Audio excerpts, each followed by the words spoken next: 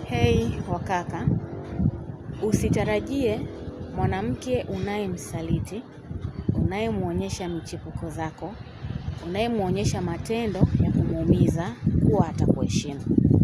Mwanamke anamheshimu mwanaume ambaye anamuonyesha vitendo vyenye heshima na vya kumuheshimisha. Ukiona mwanamke wako hakuheshimu, basi jiulize, kuna kitu cha utofauti umekifanya ambacho hakijaonyesha heshima kwa mwanamke wako.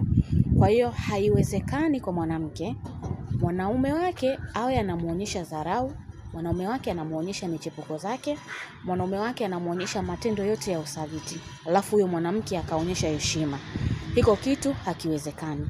Ukitaka heshima ya mwanamke, tengeneza heshima yako, kisha muonyeshe mwanamke wako kuwa unamuheshimu kwa kiasi fulani.